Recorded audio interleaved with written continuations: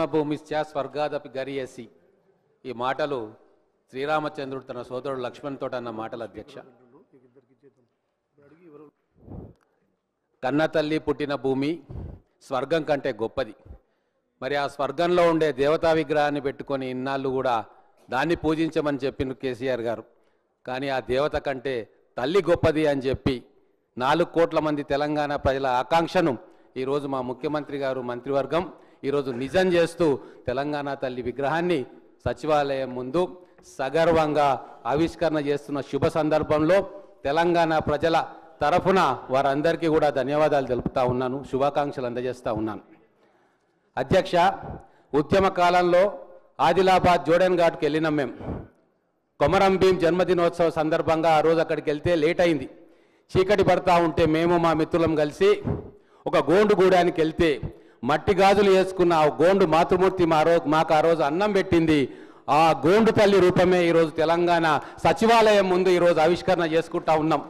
ఇంకో గుర్తు, కరీంనగర్లో ఆ రోజు రహదారిని దిగ్బంధం చేయాలి అని చెప్పి పిలిపిస్తే వేల మంది ఆ రోజు వంట వార్పు చేసుకుంటే మట్టి పిసికే ఒక తల్లి ఆ రోజు మాకు అన్నం పెట్టింది. ఆ మాతృమూర్తి రూపమే ఈరోజు మన సచివాలయం ముందు ఆవిష్కరణ చేసుకుంటున్నాం అధ్యక్ష. సబ్బండ వర్ణాలు, ఆ తల్లుల సేవ, ఆ తల్లులు మా వెంబడి నిలబడి ముందుకు నడిపిన తీరు, వేలాది శిబిరాల్లో కూర్చొని మా పక్కన కూర్చొని పిడికిలెత్తిన ఆ రోజులు ఈ రోజు గుర్తుకొస్తున్నాయంటే 10 సంవత్సరాల పాటు వాటిని మరుగున పడేయాలని చెప్పి దుష్ట శక్తులు ఒక రాజకీయ క్రీడలో భాగంగా పనిచేస్తూ ఉన్నాయి. అధ్యక్ష, ఒక మాట చెప్తే తెలంగాణ ప్రజలు వినాలి అని చెప్పి మీ ద్వారా వారు వినాలని చెప్తా ఉన్నా. సింహం రాయడం నేర్చుకోలేనంత వరకు తోడేళ్లది వేటగాళ్ళది చరిత్ర అవుతుంది అధ్యక్ష. ఈ 10 సంవత్సరాల కాలంలో తోడేళ్ల వేటగాళ్ళ చరిత్రనే మన మెదడులోకి ఎక్కించే ప్రయత్నం గత పాలకులు చేసిండ్రు. కానీ ఈరోజు సింహాల చరిత్రను తెలంగాణకు తెలియజేయాలని చెప్పి మన గౌరవ ముఖ్యమంత్రి గారు కంకణం కట్టుకున్నారు.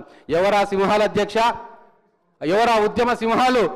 ఉద్యమాన్ని చేసిన ఆ సింహాలు మన విద్యార్థి నాయకులు, మన విద్యార్థులు, మన ఉద్యోగులు, కార్మికులు, కర్షకులు, సబ్బండ వర్ణాలు. అందుకే ఈరోజు నీలి వర్ణంలో ఒక పీఠం పెట్టుకున్నాం మనం. ఆ సింహాల గుర్తుగా, ప్రాణత్యాగం చేసిన యోధుల గుర్తుగా, ఆ ఉద్యమాలు, పోరాటాలు, అమరుల బలిదానం, దానికి సంకేతంగా పీఠంలో బిగించిన పిడికిళ్లను పొందుపరుచుకోవడం జరిగింది అధ్యక్ష.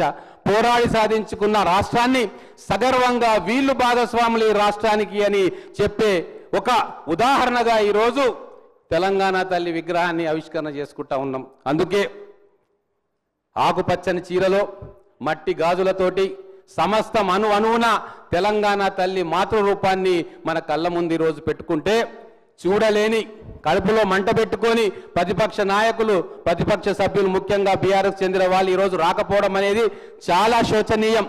ఇది తెలంగాణ ప్రజలు గమనించాలి. వాళ్ళ చరిత్ర చెప్తుంటే చంకలు గుద్దుకుంటారు, వాళ్ళ గురించి చెప్తుంటే భట్రాజులు పొగుడుతూ ఉంటే ఆహా ఓహో అనిపించుకుంటారు. కానీ ఈరోజు నిజమైన తెలంగాణ చరిత్రను ఈ శాసనసభ వేదికగా రాస్తుంటే, ఒక రాష్ట్ర గీతాన్ని ఇక్కడ చర్చించి ఆమోదం తెలుపుకుంటే కోట్ల మంది తెలంగాణ వాసులు చిన్నారి పిల్లలతో సహా విద్యాలయాల్లో ఆ పాట పాడుతుంటే భరించలేని కొంతమంది ఈరోజు ఆ ప్రతిపక్ష స్థానంలో కూడా రాకుండా ఈరోజు ఈ సభను బాయ్కాట్ చేయడం అంటే తెలంగాణ చరిత్రను మలినం చేసిన వాళ్ళు అవుతారు. వాళ్లను తెలంగాణ జాతి క్షమించదు అధ్యక్ష. మరొక్కసారి ఇటువంటి మహత్తరమైన కార్యక్రమానికి పూనుకుంటున్న మా కాంగ్రెస్ ప్రభుత్వం ఈ కార్యక్రమానికి స్ఫూర్తిదాయకమైన తన నిర్ణయంతో ఈరోజు తెలంగాణ ప్రజలు స్వేచ్ఛావాయువులు పీల్చుకుంటున్నారు.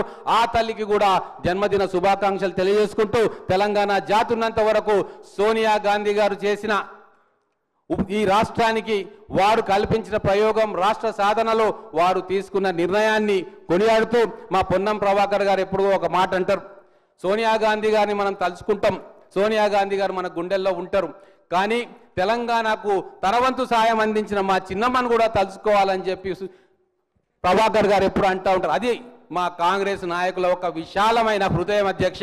ఈరోజు తెలంగాణ తల్లి గురించి మాట్లాడుతుంటే విని తట్టుకోలేని వ్యక్తులు ఈరోజు సభలో లేరు. కానీ మా కాంగ్రెస్ ప్రభుత్వం కానీ కాంగ్రెస్ నాయకులు కానీ తెలంగాణ గురించి శ్రమపడ్డ ప్రతి ఒక్కరికి కూడా ధన్యవాదాలు తెలపడంలో ఎటువంటి సంకోచం లేకుండా మనస్ఫూర్తిగా వాళ్ళ కృతజ్ఞతలు తెలియజేస్తుంది. ఈ సభ కూడా ఆ విధంగానే ఈ సభ నడపబడుతుందని తెలియజేసుకుంటూ నాకు ఈ అవకాశం ఇచ్చినందుకు మీకు ధన్యవాదాలు అధ్యక్ష.